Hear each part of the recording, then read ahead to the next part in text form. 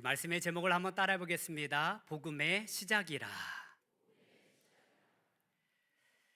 대림절이 시작되었습니다. 대림, 기다릴 때의 이말림입니다. 우리 예수 그리스도의 오심을 기다리는 절기입니다. 연평안 찬양 사역자가 만들고 한웅재 목사님이 노래한 삶은 기다림이어서라는 곡이 있습니다. 올해 대림절 첫 주일은 이 찬양의 가사로 우리의 마음을 드러내고 싶습니다. 삶은 기다림이어서 주를 바라고 기다리는 게 내 삶의 이유라. 이 길을 걸어가네. 주 오실 그날을 기대하며 이 길을 따라 걸어가네. 여러분, 우리의 삶이 주님과 함께 그날을 기대하며 주의 길을 따라 걸어가는 우리의 삶이 되기를 바랍니다. 2000년 전 피조물의 몸을 가지고 이 땅에 오신 예수님, 그 성자 예수님을 기억하며 또 다시 이 땅에 재림주로 오실 우리 예수님을 기대하며 기다리는 기다림의 절기가 바로 대림절입니다. 예수 그리스도께서 이 땅에 다시 오심을 기다리며 사모하며 오늘도 믿음으로 살아가는 저와 여러분들이 되기를 간절히 소망합니다. 오늘 대림절 첫 번째 주일을 맞이하여 이 땅에 오신 예수 그리스도 복음의 시작을 살펴보려고 합니다. 여러분, 글을 쓰는 사람이 가장 고민하는 것이 무엇일까요? 그것은 바로 다름 아닌 첫 문장을 어떻게 시작할까입니다. 이 첫 문장 쓰기가 그렇게 어렵습니다. 설교도 그런 것 같아요. 처음을 어떻게 시작할 것인가 참으로 고민이 되는 부분입니다. 시를 쓸 때에도 소설을 쓸 때에도 또한 많은 사람들이 고민하는 것이 바로 첫 문장이라고 합니다. 마가는요, 마가복음의 첫 문장을 이렇게 시작하고 있습니다. 우리 1절 말씀을 같이 한번 보도록 하겠습니다. 시작. 아멘. 마가는요, 그 복음서를 기록함에 있어서 1장 1절을 이렇게 시작합니다. 하나님의 아들 예수 그리스도의 복음의 시작이라. 여러분, 우리 말로는요, 하나님의 아들 그렇게 먼저 시작합니다. 그런데 헬라어 원문을 보면 이렇게 시작합니다. 아르케투 유앙겔리우. 어렵죠? 한번 따라해 보겠습니다. 아르케투 유앙겔리우. 여러분, 세상 사람들이 배우지 않는 언어를 오늘 사용한 것입니다. 아르케투 유앙겔리우, 복음의 시작. 그리고 엄밀히 따져보면 시작이라고 해당하는 이 아르케가요, 첫 문장, 첫 단어로 시작되어집니다. 아르케, 시작. 이 단어는요, 또한 신구약 성경을 통틀어서 가장 첫 번째로 쓰인 곳은요, 창세기 1장 1절입니다. 창세기 1장 1절이 어떻게 시작하죠? 태초에 하나님이 천지를 창조하시니라. 이 태초에라는 말이요, 히브리어로는요 베레시트라는 말입니다. 그리고 이 말은요 헬라어 아르케라는 말과 동일어입니다. 성서학자들에 의하면 사복음서 가운데 가장 먼저 기록된 복음서는요 마가복음입니다. 그래서 신약 성경, 특별히 사복음서가 시작되는 첫 단어가 아르케, 시작이라는 것입니다. 그리고 구약 성경 창세기의 시작은요 태초에라고 시작합니다. 이로 보건대 예수님의 복음의 사역이 하나님의 천지 창조의 역사와 이면적으로 연결되는 인류 구원을 위한 재창조 사역임을 보여주고 있는 것입니다. 여러분, 저와 여러분들은 하나님으로 말미암아 시작된 사람들입니다. 그런데 아담과 하와가 주님 앞에 범죄함으로 말미암아 죽음이 이 땅에 찾아왔습니다. 성경에서 죽음은요 하나님과 단절된 상태입니다. 하나님과의 관계가 끊어진 상태가 죽음이라는 것입니다. 따라서 하나님을 알지 못하였던 저와 여러분들은요, 죽은 인생이었습니다. 숨을 쉬고 살고 있지만 우리는 이미 죽은 삶을 살고 있었다라는 사실입니다. 그런데 예수 그리스도로 말미암아 우리에게 새로운 생명의 역사가 시작되었습니다. 따라서 복음은요, 곧 예수 그리스도입니다. 예수 그리스도로부터 새로운 생명의 역사가 시작되었기 때문에 그러합니다. 그래서 역사도요, 새롭게 예수님의 탄생을 기준으로 계산이 되어집니다. 우리는 2024년을 살고 있습니다. 바로 예수님께서 이 땅에 오신 그 날을 기점으로 우리는 새로운 역사를 살아가고 있는 것입니다. 따라서 우리 예수님 자체가 복음입니다. 복음이라는 말은 헬라어로 유앙겔리온이라는 말입니다. 이것도 한번 따라 볼까요? 유앙겔리온. 문자적으로는 복된 소식, 우리말로는 기쁜 소식이라는 것입니다. 특히 로마 세계에서 이 단어는요, 황제에게 사용되는 언어였습니다. 새로운 황제가 태어나거나 아니면 왕위로 즉위할 때에, 그리고 전쟁에서 승리할 때에 유앙겔리온, 복음을 선포하였습니다. 그런데 마가는요, 지금 이 단어를 황제에게 사용하고 있는 것이 아니라 누구에게 사용하고 있습니까? 바로 예수님에게 사용하고 있는 것입니다. 그 식민 정책 속에서, 그 식민지 시대에서 황제만이 신의 아들로 칭호받던 그 시기에 이 땅에 예수 그리스도가 만왕의 왕임을 선포하고 있는 것입니다. 목숨을 내걸고 이 땅의 왕이신 우리 예수 그리스도를 선포하고 있습니다.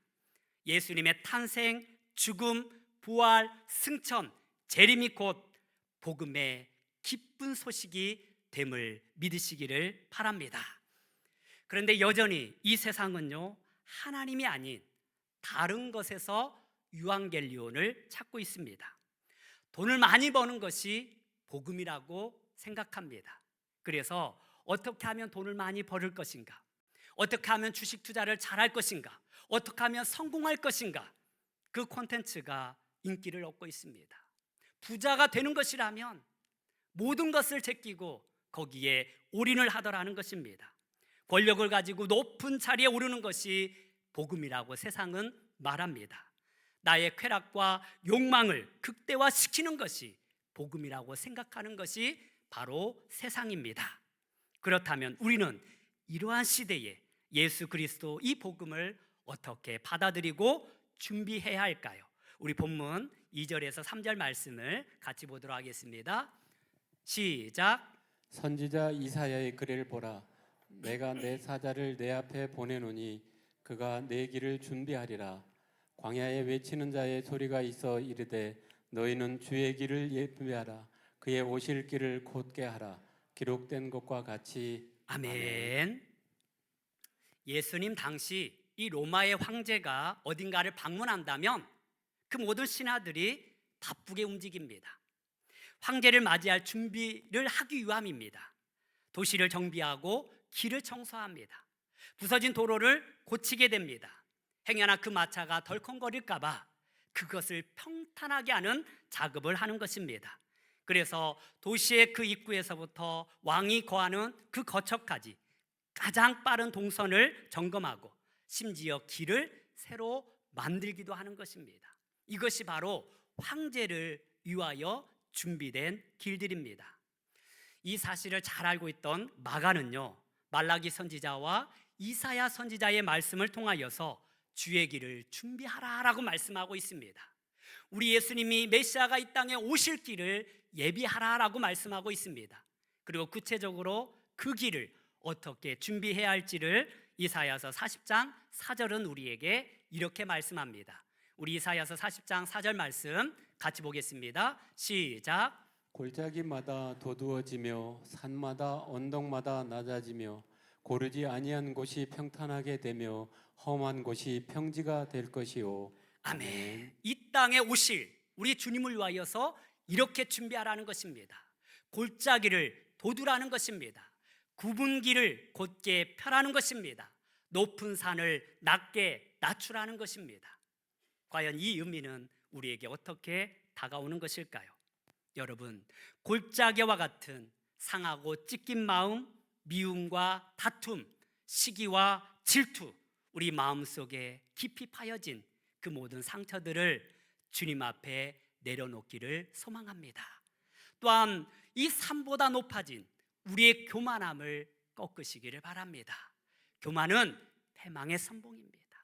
높아진 자는 결코 주의 길을 예비할 수 없습니다. 겸손히 낮아짐으로 말미암아 우리 주님을 기대하고 주님 앞에 나아가는 우리 심령이 되는 것이 바로 주의 길을 곧게 하는 것입니다. 또한 불안정하고 어두운 길을 평탄하게 만드는 것입니다. 우리의 굽어진 마음들, 그러한 마음들을 곧게 펴야 합니다. 우리의 시선은요, 늘 비판의 시각으로 세상을 바라봅니다. 그러나 성경은 우리에게 뭐라고 말씀하고 있습니까? 너희가 비판을 받지 아니하려거든 비판하지 말라고 말하고 있습니다. 내 눈 속에 들보는 보지 못하면서 남의 눈 속에 있는 티끌만 바라보고 우리는 정죄합니다. 우리는 그 굽어진 마음을 주님 앞에 회개하고 오직 주의 길을 예비하는 저와 여러분들이 되기를 간절히 소망합니다. 그런데 이 땅에 오신 예수님을 위하여서 실질적으로 그 길을 준비한 인물이 있습니다. 바로 세례 요한입니다. 우리 본문 말씀 4절에서 5절 말씀 같이 보도록 하겠습니다. 시작. 세례 요한이 광야에 이르러 죄 사함을 받게 하는 회개의 세례를 전파하니 온 유대 지방과 예루살렘 사람이 다 나아가 자기 죄를 자복하고 요단강에서 그에게 세례를 받더라. 아멘. 실질적으로 우리 예수님의 길을, 메시아의 길을 예비한 사람이 있습니다. 바로 세례 요한입니다.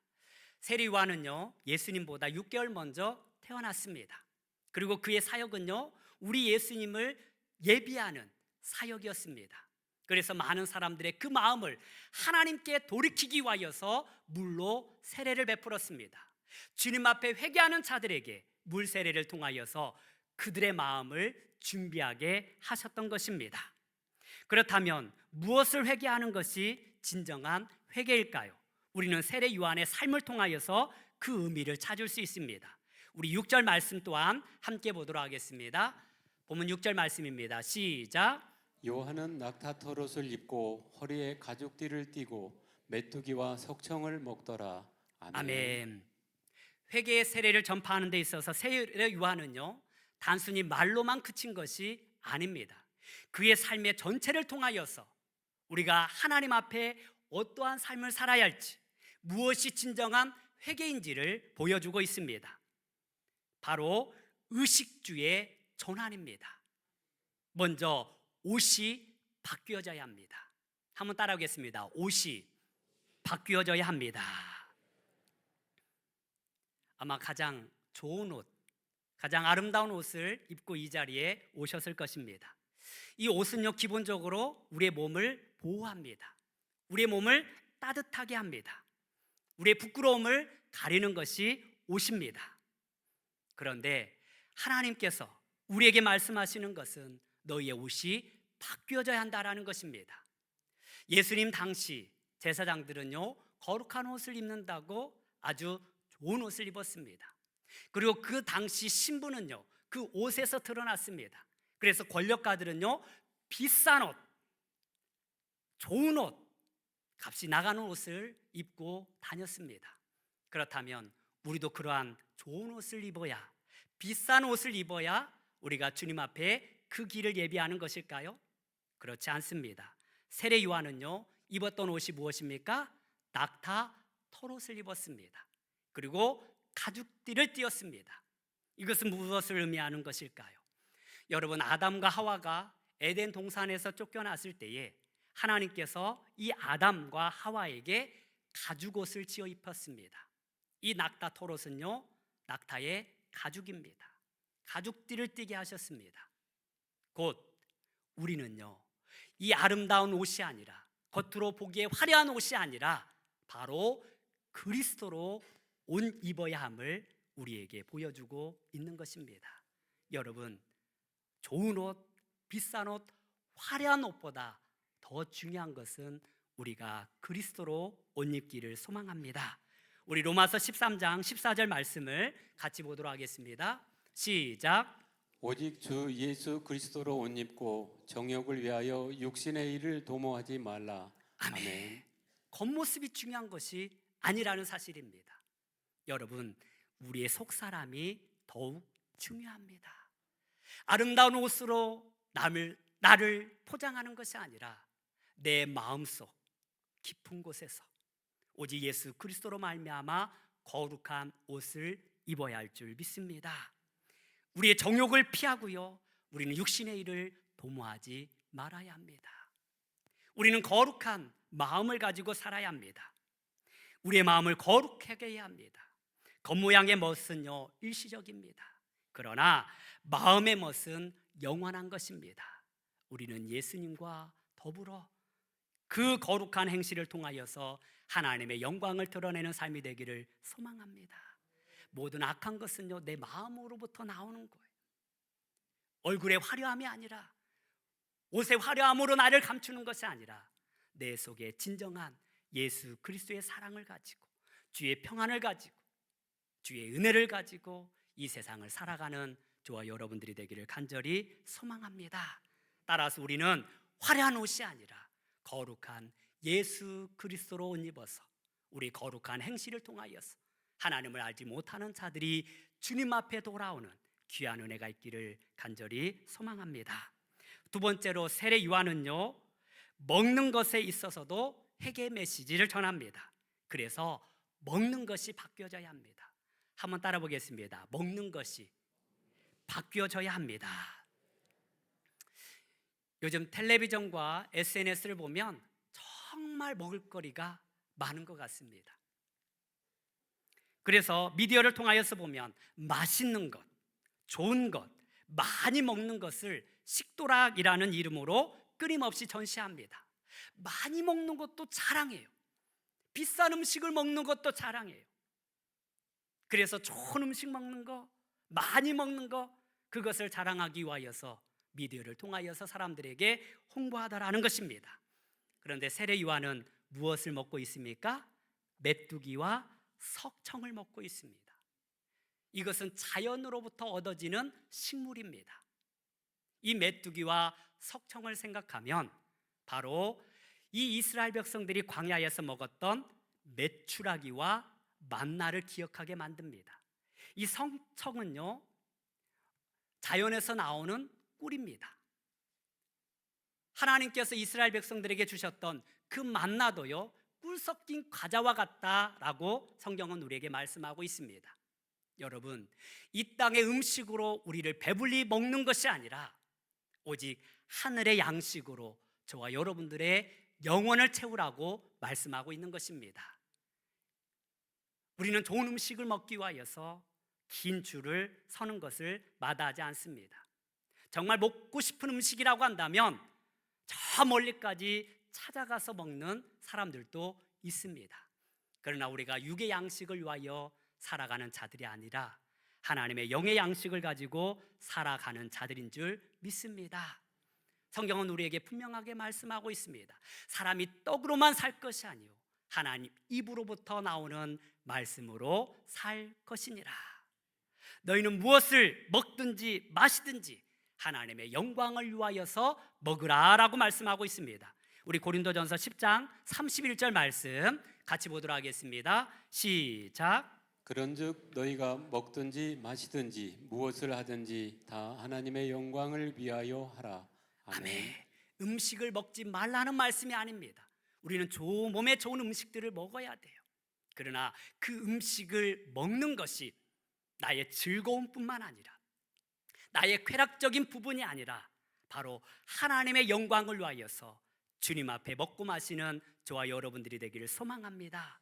여러분, 건강해야 주의 일도 잘 감당할 수 있습니다. 우리는 몸에 나쁜 음식을 먹어서는 안 될 것입니다. 그러나 그보다 더 중요한 것은 영의 양식으로 저와 여러분들의 영혼을 먼저 채우는 은혜가 있기를 소망합니다. 우리는 하나님의 말씀으로 우리 영혼을 채워야 합니다. 성경을 통하여서 하나님께로부터 내려오는 그 영의 양식을 추구해야 합니다. 하늘의 만나로 우리 영혼을 만족하게 채우는 은혜가 있기를 소망합니다. 그리고 그 하나님의 말씀으로 우리는 주님의 영광을 위하여서 살아가야 합니다. 그것이 바로 이 땅에 오실 메시아 예수 그리스도를 위하여 준비하는 삶이 되는 줄 믿습니다. 마지막으로요, 사는 집이 바뀌어야 합니다. 한번 따라 보겠습니다. 사는 집이 바뀌어야 합니다. 어떻게 더 좋은 집으로 이사해야 할까요? 더 비싼 집으로 이사해야 할까요? 더 큰 집으로 바뀌어야 할까요? 그렇지 않습니다. 사람들은요, 좀 더 넓은 차, 좀 더 넓은 집을 원합니다. 그러나 지금 세례 요한은 어디에 거하고 있습니까? 광야에 거하고 있습니다. 세례 요한은 마땅히 거할 집이 있지 아니하였습니다. 우리 예수님도 자신의 머리 둘 곳이 없다라고 말씀하여 주셨습니다. 그러면 집을 다 팔아야 할까요? 그렇지 않습니다. 바로 우리가 어디에서 사는 것이 중요한 것이 아니라 누구와 함께 사느냐가 더 중요함을 우리에게 보여주고 있는 것입니다. 한번 따라 볼까요? 어디에서 사는 것이 중요한 것이 아니라 누구와 함께 사는 것이 중요하다. 세례 요한이 광야에 거할 수밖에 없었던 것은 그곳에서 하나님을 만날 수 있는 축복의 장소였기 때문에 그러합니다. 그래서 성경은요, 이 광야를 교회라고 표현합니다. 우리 사도행전 7장 38절 말씀 같이 보도록 하겠습니다. 시작. 시내산에서 말하던 그 천사와 우리 조상들과 함께 광화 교회에 있었고 또 살고 있는 말씀을 받아 우리에게 주던 자가 이 사람이라. 아멘. 아멘. 이 말씀은요, 스데반의 설교 가운데 나타난 말씀입니다. 모세가 시내산 그 광야에 거할 수 있었던 것은 그곳이 교회였기 때문에 그렇다라고 말씀하고 있습니다. 교회란 무엇입니까? 우리 예수님이 거하는 주님의 몸된 곳입니다. 우리 하나님이 거하는 거룩한 장소입니다. 여러분, 우리가 예수님과 함께 하나님과 함께 거룩한 교제를 나눌 수 있는 것은 바로 교회라는 것입니다. 물론 우리의 마음의 성전이 될 수 있고요, 우리의 가정이 될 수 있지만 정말 중요한 것은 예수님과 함께하는 것입니다. 우리 하나님과 함께하는 것입니다. 따라서 우리는 큰 집에 사는 것이 중요한 것이 아니라 우리 예수님과 함께 하나님과 더불어 친밀한 교제를 나누고 하나님과 함께하는 삶이 더 중요하다는 사실을 깨달으시기를 바랍니다. 여러분, 우리는 주님과 함께 거해야 돼요. 우리 하나님과 함께 살아야 합니다. 따라서 우리가 주님과 함께 살 때 그 어디나 하늘나라 천국이 되는 줄 믿습니다. 여러분의 인생 가운데 무엇을 자랑하고 있습니까? 인종별로 돈 자랑하는 법이 좀 다르다고 합니다. 백인들은요, 절대 돈 많은 걸로 자랑하지 않습니다. 그들은 항상 자기 인생이 얼마나 비싼지를 자랑합니다. 그래서 이렇게 자랑한다고 합니다. 우리 집 아이가 이제 막 사립학교에 들어갔어요. 그런데 얼마나 비싼지 몰라요. 이렇게 자랑하는 거예요. 우리 집 리모델링을 했는데 예산을 초과했어요. 그러니까 그만큼 좋은 집에 그리고 좋은 곳에 아이를 보내고 있다라고 은근히 자랑하는 것입니다. 그런데 흑인들은요, 정확히 얼마를 썼는지를 자랑한다고 합니다. 이 차 2천만 원 해요. 우리 엄마 집 1억 원 해요. 이 목걸이 300만 원 해요. 이렇게 구체적으로 얼마인지를 밝히며 자랑합니다. 그런데 아시아 사람들은요, 흑인과 반대로 자랑합니다. 우리는 얼마나 싸게 샀는지를 자랑합니다. 좋은 옷을 입고 와서 자랑해요. 이거 얼마 주고 산 줄 알아요? 굉장히 좋아 보이는데 어디 한 100만 원 가시나요? 아이고, 무슨 말씀을. 이번에 할인해서 20만 원 주고 샀어요.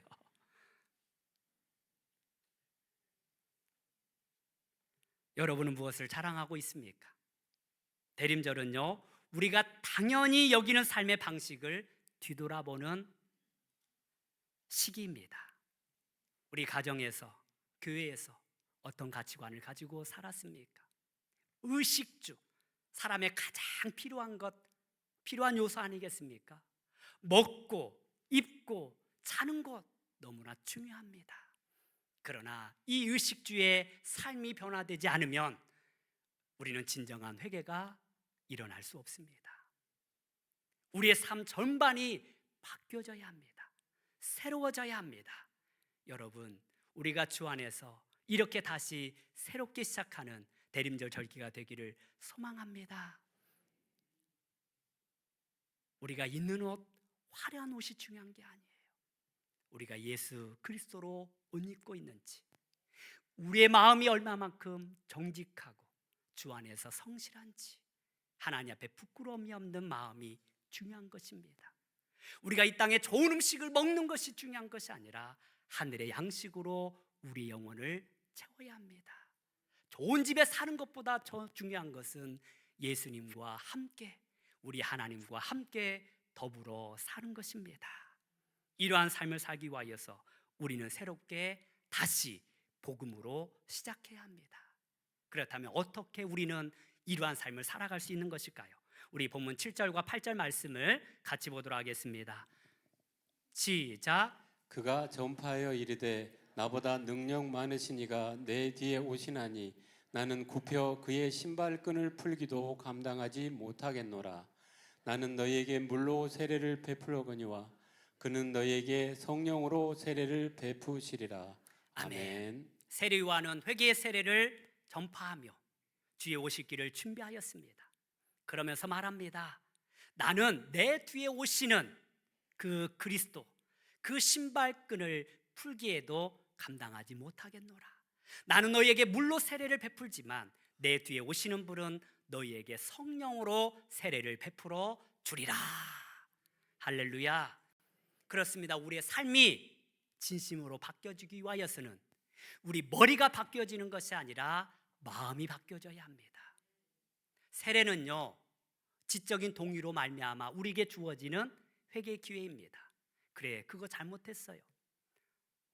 나의 죄를 뒤돌아보면 그거 정말 제가 잘못한 것 같아요 하고 회개하는 거예요. 그런데 머리로는요, 우리가 잘못함을 회개하고 깨닫지만 마음으로 바뀌어지지 않으면 우리의 삶은 바뀌어지지 않습니다. 우리는 지식적인 회개가 아니라 마음이 진정으로 바뀌어지는 은혜가 있기를 소망합니다. 그런데 우리의 마음과 영혼이 바뀌어지기 위하여서는 그냥 눈에 보이는 물로 바뀌어지는 게 아니에요. 손 씻는다고 바뀌어지는 것이 아닙니다. 내 머리에 물이 흘렀다고 바뀌어지는 것이 아닙니다. 내 안에 예수 그리스도로 말미암아 성령이 임할 때에 내 삶이 바뀌어지는 줄 믿습니다. 왜 여전히 내 삶이 바뀌어지지 않았습니까? 성령의 인도하는 삶을 살지 못하기 때문에 그렇습니다. 내 안에 진정으로 성령께서 나와 함께하지 않기 때문에 그렇습니다. 우리는 성령의 인도함을 받는 것이 아니라 여전히 내 생각과 내 주장으로 살아갈 때가 너무나 많이 있습니다. 내 지식으로 살아갈 때가 많습니다. 그러니 안 바뀌지는 거예요.